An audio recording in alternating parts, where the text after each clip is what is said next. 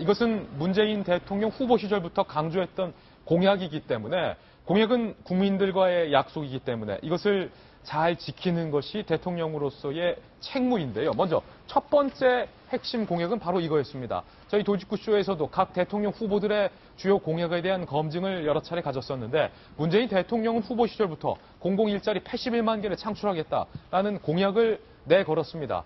현실할 수 있다. 현실화할 수 있다. 재원 마련할 수 있다라고 밝혔지만 아쉬운 점은 재원 마련에 대해서 제대로 된 답변을 문재인 대통령과 후보는 내놓지 못했다는 것. 그리고 문재인 대통령의 선거를 도왔던 참모들도 재원 마련 방법에 대해서는 표 떨어질까봐 밝힐 수 없다라는 발언까지 나왔기 때문에 사실 이제 대통령이 됐을 때 공공일자리 81만 개를 어떻게 만들 건지 64만 개에 대한 이 재원 마련은 어떻게 할 것인지 이것을 이제는 밝혀야 되지 않을까.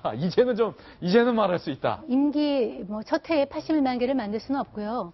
이제 임기 5년 중에 81만 개를 하는데 지금 당장 이제 비정규직의 일부 공공기관에서의 정규직 전환 이런 거에 대해서는 상당히 기대감이 높아지고 당장 할 수 있다고 이제 얘기가 나오고 있습니다. 그리고 많은 그 문재인 대통령한테 토를 하는 사람들이 저런 쪽에 있는 분이에요. 내가 정규직이 될 수 있대. 내가 최저임금 시급 1만 원을 받을 수 있대. 이런 느낌, 이런 생각을 가지고 했기 때문에 저것은 당장 좀, 무게를 두고서 좀 실현할 수 있는 것인데, 결국은 이제 재원이죠. 그동안에서 말을 아꼈고, 문재인 대통령이 TV 토론에서도 얘기를 했죠. 우리는 수권정당이라 그렇게 쉽게 돈을 어떻게 만든다는 얘기를 못한다. 근데 이미 이제 정부가 이제 됐기 때문에 이제는 마련을 해야 되는데 마련 방법은 두 가지밖에 없습니다. 세금을 올리거나 증세를 하거나 빚을 내거나.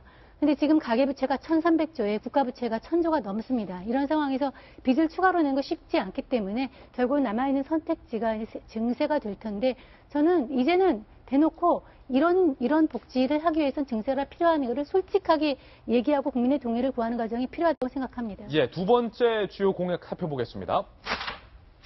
광화문 대통령을 천명했습니다. 대통령 집무실을 광화문 청사로 이정을 하겠다. 관저 역시 광화문 인근으로 이전을 하겠다. 청와대는 시민을 위한 공간으로 개방을 하겠다. 이게 경호의 문제도 있고 또 집무상의 문제도 있기 때문에 광화문 집무실 시대는 아무리 빨라도 내년이 돼야 가능할 것 같아요. 도배도 하고 책상도 사고 경호 문제도 좀 더블 체크를 하려면 아무리 빨라도 6개월 이상은 걸릴 것 같기 때문에 이것에 대한 구체적인 로드맵도 조만간 발표를 하리라 생각이 됩니다. 세 번째 공약은 바로 이건데요.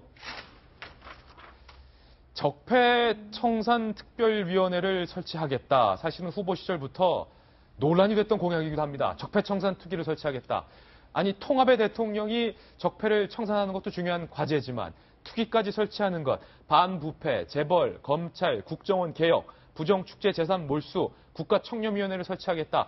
좋지만 과연 이전 정부, 최순실, 박근혜 전 정부의 인사에 대한 적폐청산 과정이 너무 과해지는 건 아니냐, 이런 우려도 조금은 있지 않았습니까? 그게 이제 문포비아, 소위 보수층이나 이제 박근혜 대통령과 함께했던 세력, 특히 이제 이명박 대통령 같은 경우도 이제 상당히 좀 떨고 있다 그래요.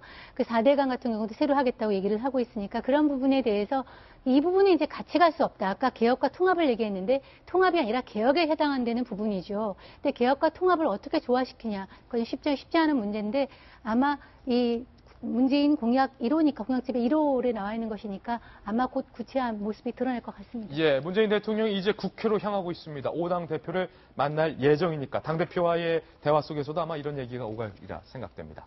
저희는 60초 광고 후에 돌아오겠습니다. 잠깐만요.